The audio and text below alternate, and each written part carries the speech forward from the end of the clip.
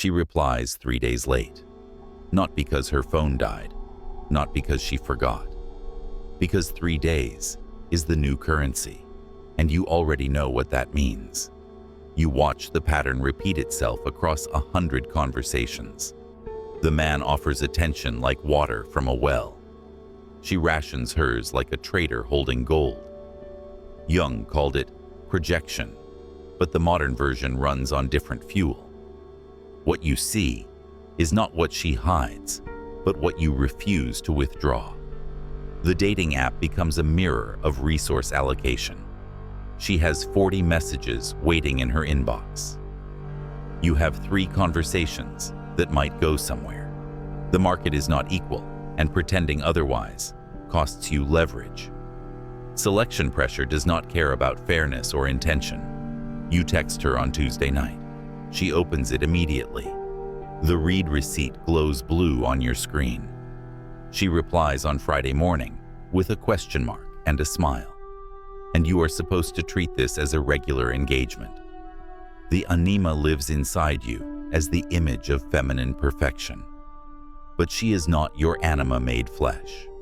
She is a separate agent running her own optimization function. When you confuse the two, you hand her the throne without a contest. The mistake is not desire, but the failure to see the game board. Attention has become the rarest asset in the modern economy. Whoever controls distribution controls the outcome. She knows this without reading a single book on strategy. You learn it only after the 3rd unanswered message, or the 5th canceled plan. The education arrives late, but it comes with clarity. Nice is not the same as good. Good means you hold a standard and enforce it. Nice means you bend every boundary to avoid her discomfort. She does not reward the second option because biology does not respect it. What she tests is whether you will hold the line when she leans against it. You meet her for coffee on a Wednesday afternoon. She arrives 20 minutes late without apology. You smile and say it is fine. She sees the smile and logs the data point. Next time, she arrives 30 minutes late because the boundary dissolved. Nietzsche wrote about the will to power as the engine beneath all human action. She does not want to dominate you, but she will if the frame stays empty. Power flows into a vacuum the way water fills a crack in a foundation. Your niceness is not kindness, but the absence of structure. And absence always gets filled by whoever shows up with a map. The modern man was taught that equality means identical investment, so he matches her energy text for text. He mirrors her timing in his responses, but she is not playing mirror games. She is watching whether you need her validation more than she needs yours. You plan the date, you pick the venue, you pay the bill without hesitation or theater. She says thank you, but her eyes are measuring something else. What she wants to know is whether you did it out of strength or out of fear of losing her. The shadow holds everything you refuse to admit about yourself. Your need for her approval lives there. Your fear of being alone curls up in that same corner. When you ignore the shad, it runs the show from backstage. She feels it before you name it, because women read subtext like a first language. You check your phone 11 times in an hour. Each time you hope her name appears on the screen. She checks hers twice and sees your message both times. The difference in frequency is the difference in leverage. Whoever needs the reply less controls the tempo of the interaction. Boundaries are not walls built to keep her out. They are definitions of what you allow inside your kingdom. When she pushes against them, she is not being cruel. She is testing whether the kingdom has a king or just a caretaker. The test is not personal, but the results become personal fast. You tell her you are free every night this week. She says she will check her calendar and get back to you. 3 days pass. She texts you at 10 p.m. asking if you are still around, and you say yes because you left the window open. Machiavelli understood that power is not seized, but inherited by those who prepare the ground. You do not need to manipulate her. You need to stop handing her the tools to manipulate you. The frame is not built through aggression, but through refusal to collapse. She will respect the frame once she sees that her mood cannot move it. The phone becomes the battlefield because it compresses time and hides consequences. She can flake on a date with 4 words and a sad emoji. You absorb the cost in wasted time and bruised expectations. The app makes her behavior weightless because she never sees your face when the message lands. Distance erases accountability, the way fog erases a horizon line. You ask her what she wants. She says she does not know yet. You wait for clarity, like a defendant awaiting a verdict. Months pass in this liminal space where nothing moves forward. And you call it patience, but it is just paralysis, dressed in noble language. Jung believed individuation meant integrating all parts of yourself into a coherent whole. But you cannot differentiate when you outsource your worth to her response time. The work is internal and done alone. She is not the prize at the end of that work. She is the test that reveals whether you did the work at all. You notice the men who do not chase. They text on, and if she does not reply, they move forward. Their calendars stay full whether she shows up or not. She notices the MT. Ooh, because scarcity creates the gravity that abundance never will. What you withdraw becomes more valuable than what you offer for free.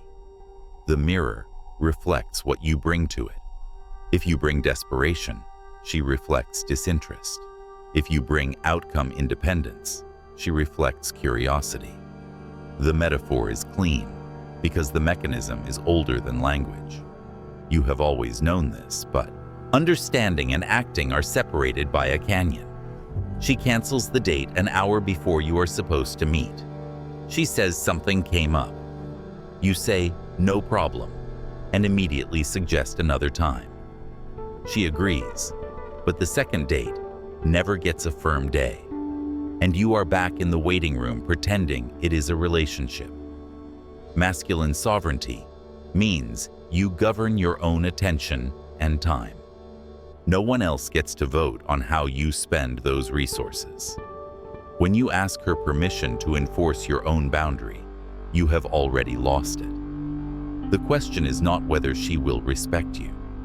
The question is whether you respect yourself enough to walk away from disrespect. You scroll through her photos on the app. She looks happy in every frame.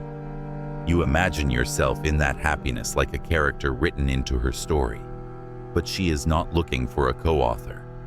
She is looking for someone who already has a story worth joining. The storm does not apologize for the damage it causes. It moves according to its nature, and you either prepare for it or get wet. She is not a store, but she operates without the constant self-monitoring you impose on yourself. When you match that energy without becoming cruel, you become interesting.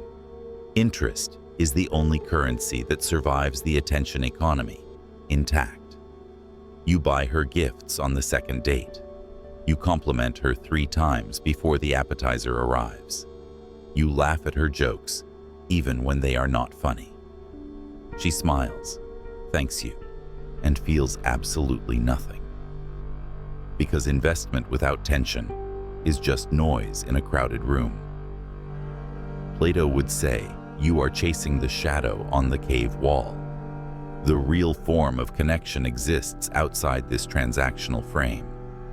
But you cannot reach the real world while pretending to be a shadow. She knows the difference even if she cannot name it. And the moment you stop performing, she will either step closer or step away. Response windows are shrinking across the culture.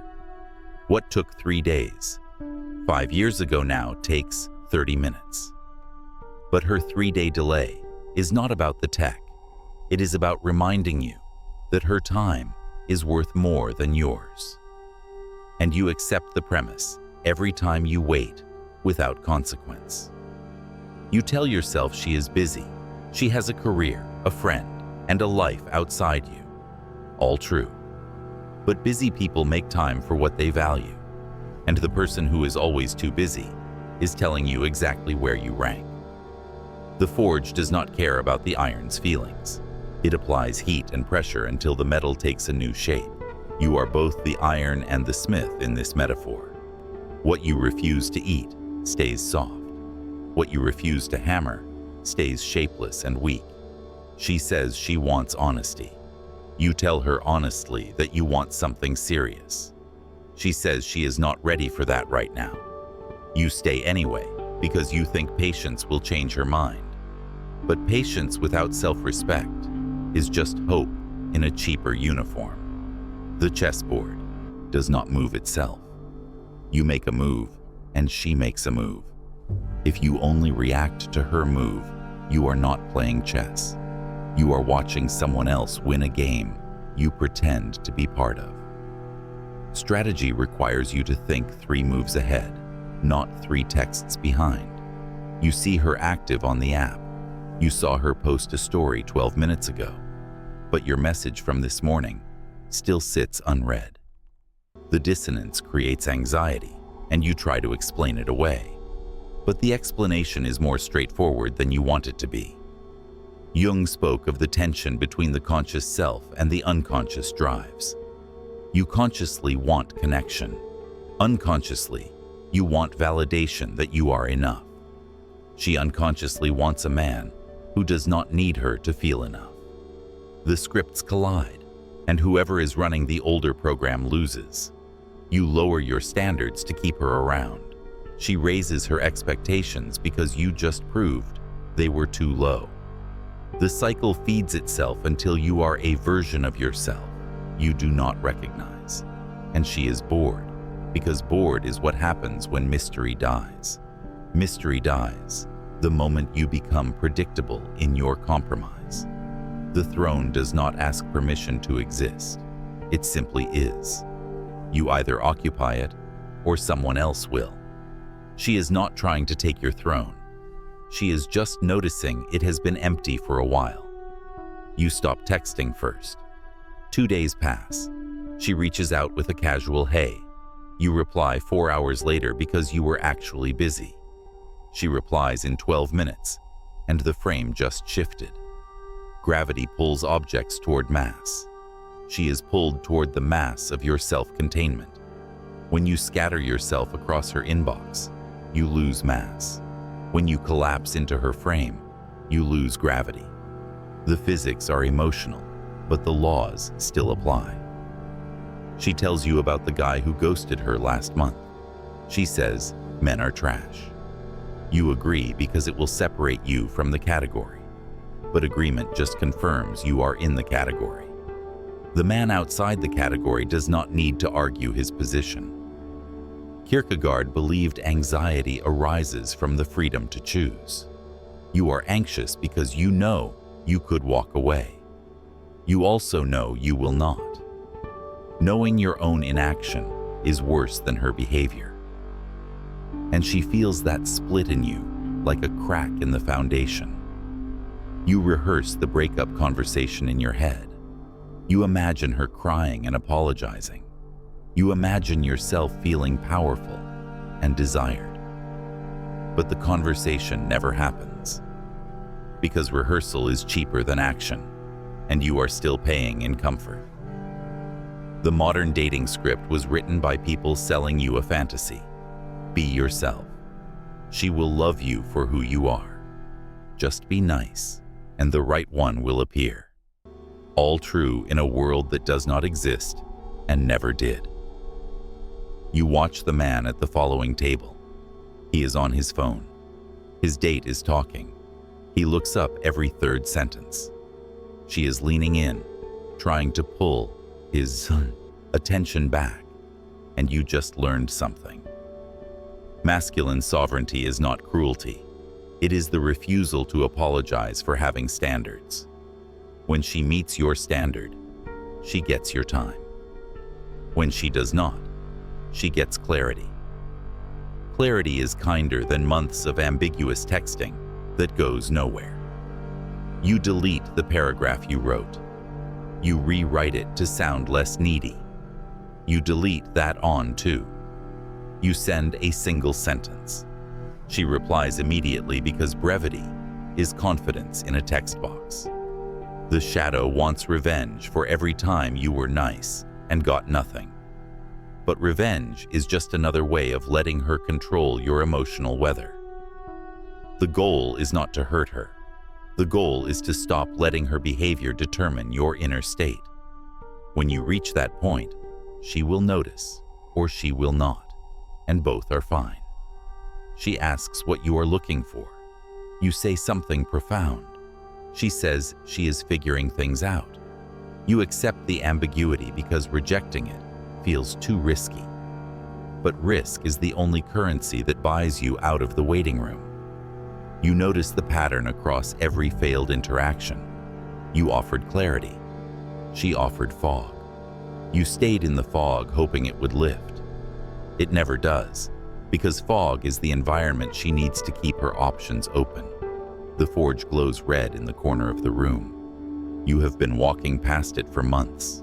The work is hard and lonely, but the sword does not shape itself, and the man who refuses the heat stays dull.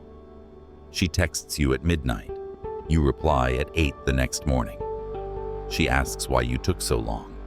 You tell her you were asleep. She does not believe you, but she starts replying faster. Jung would say you are projecting the anima onto every woman who gives you attention. The projection is not love. It is the confused worship of your own inner feminine. She is not responsible for carrying that image, and you are not responsible for pretending she is perfect. You stop asking her out. You stow double textinging. You stop checking if she viewed your story. The first week feels like withdrawal. The second week feels like freedom. Attention economy means whoever needs attention less has more to spend. You were spending from your overdraft. She was spending from the surplus. The market corrected itself the moment you stopped pretending to be rich, and now the price of your time just went up. Boundaries are not revenge. They are architecture. She can enter the building or stay outside, but the walls do not move just because she leans on them, and you do not apologize for having walls in the first place. You see her at a party 3 months later. She looks surprised that you are not chasing. She starts a conversation. You are polite and brief.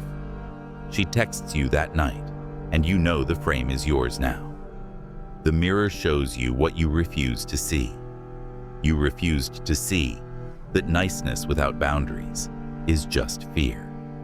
You refused to see that her disinterest was information, not a challenge. The mirror does not lie. It just reflects until you are ready to look. She says she misses you. You ask what she misses. She says the way you made her feel. You realize she never asked how she made you feel, and that asymmetry was the relationship. Masculine sovereignty is not a destination. It is a practice. You will fail. You will collapse back into old patterns. But each failure teaches you where the frame is weak. The throne does not beg. It does not negotiate. It simply exists and waits for someone worthy to sit. You spent years trying to earn a seat in her kingdom. The work now is building your own. You stop explaining yourself. You stop defending your choices. You stop asking permission to have preferences. The shift is invisible to everyone but her. And she notices because women notice everything. She reaches out again, this time with a genuine apology. You accept it without celebration. She asks if you want to try again. You tell her you will think about it. The storm has passed. You are standing in the clearing. The damage is visible, but so is the sky. You are not the same man who entered the storm. And that was the point all along.